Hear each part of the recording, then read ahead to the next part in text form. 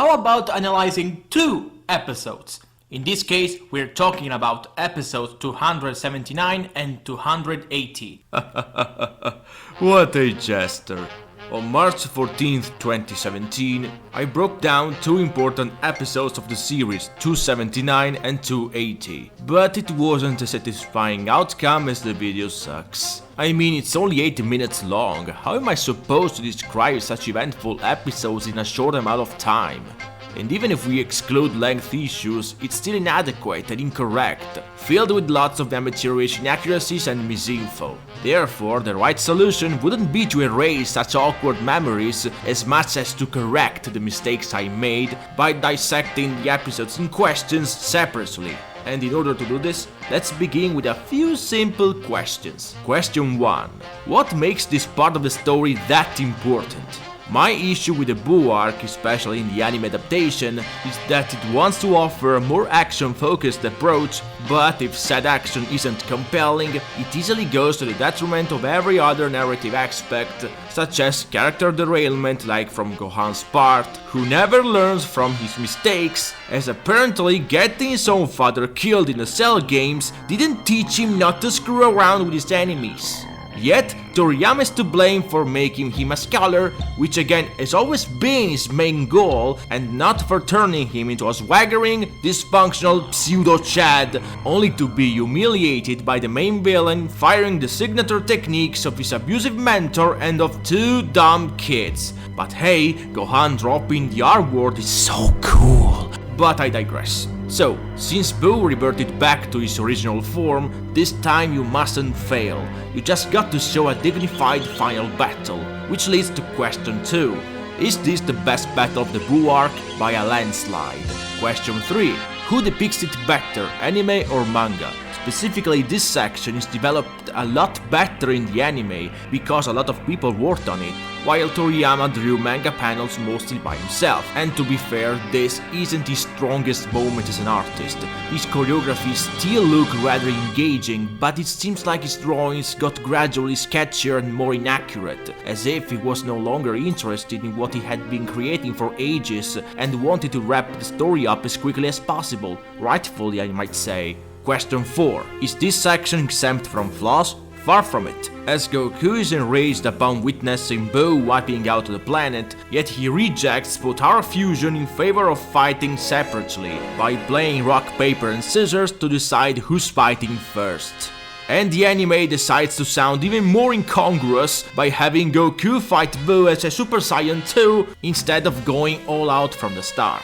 While it's not a bad idea globally, it is debatable technically. Question 5. Why is this section important? This is Dragon Ball Z at its most compelling, at least visual-wise, as the following threesome is handled by Cockpit, Toei Animation and Seigasha respectively. Sounds pretty strong on paper. Question 6. Is this the last of Studio Cockpit? Not the very last, since Masunaga and the other regulars, minus Iwane for some reason, would reappear in episode 289. Nonetheless, this remains their last supervision. Last but not least, question: is this episode as great as everybody says?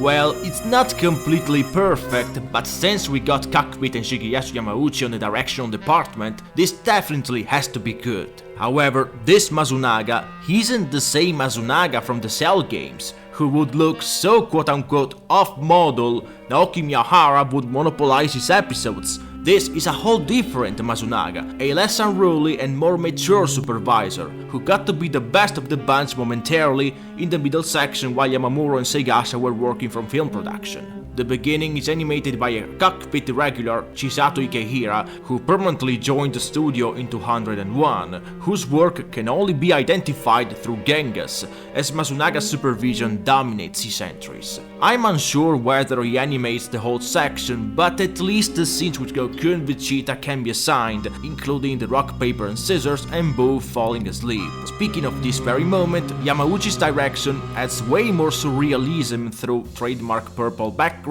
and pink hues on Boo and blue hues on Goku, almost looking frozen. The next part, with Goku going Super Saiyan 2 and Boo going bananas, might be a follow-up of Ikehira's part, but it's better to keep it blank to avoid confusion. What remains confusing though is the animator behind the first chunk of action. Looks quite competent yet a bit too bulky and rocksteady motion-wise. Then again, what makes it stand out is definitely Yamauchi's storyboarding, as he proved he could frame and build compelling action scenes copious times, be it in films or regular episodes, and this is no exception. Stances, choreographies and lighting are coherent to our expectations, and it's interesting to see the sky turn black when Boo fires its blast.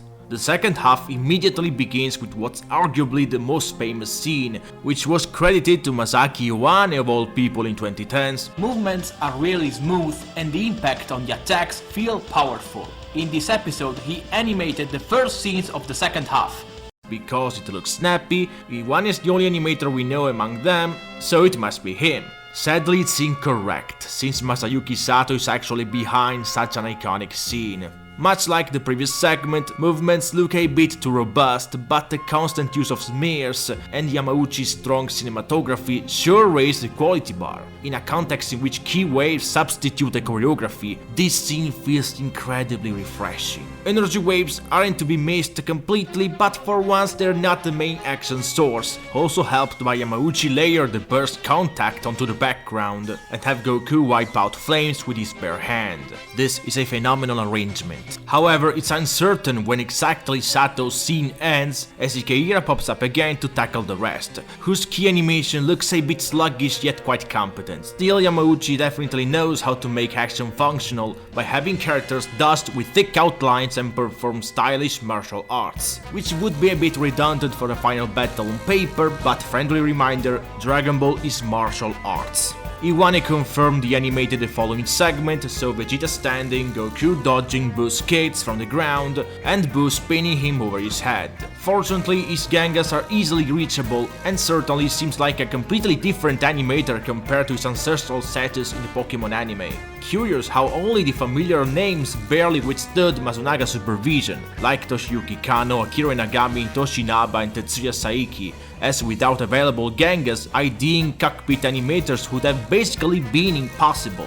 Either way, it's time for Boo to prepare a huge energy ball, and this section is handled by the Studio Carpenter regulars. First, Takayuki Manaka, who's responsible for Goku responding to Boo's Planet Burst. The smeary hand and the Ki Blast bending towards Boo's enormous ball are competent details. Then fellow Yuji Akamada takes on the bit with Goku getting engulfed, resulting in the first and only uncorrected instance of the episode. As Goku's heart looks so Akamada-esque, I would be surprised if it were to be someone else. Then Shinichiro Fukushima handles the rest with Goku avoiding Boo's blast, and also providing some neat background animation while Kaioshin's planet is becoming a rocky wasteland. However, the in-between cuts belong to Hitoshi Kamata, whose Dragon Ball history is quite mysterious. Upon covering both roles of animator and assistant supervisor in the first Broly movie, alongside veterans like Shimanuki, Nakatsuru and Izada, Kamata's scene is where Yamauchi's masterful direction skills shine one more time, as he conveys tension through accurate framings, sky turning reddish purple, thunderbolts enveloping the whole scenery, and on-point music placement to absolute perfection. He may have provided far more creative performances in past episodes, but the original series could always count on such a guarantee like Yamauchi. Moreover, there might be a possibility Manaka handled Satan in peril, as his shut eyes look pretty Carpenter-like. The episode catches up with the manga events in the very end, with Goku turning Super Saiyan 3, which might be Mazunaga's own key animation, still pretty unsure, as the final purple frame puts a conclusion to Studio Cockpit history of Dragon Ball. As expected, this is a sensational entry, given the copious death list and the presence of a legend like Shigeyasu Yamauchi, direction-wise. Therefore, complaining about this battle portion being mostly filler would be nitpicking a little bit. So I hope I did correct that disastrous video I made back in 2017, and in the meantime, please follow my new Warner Bros. Dissection series.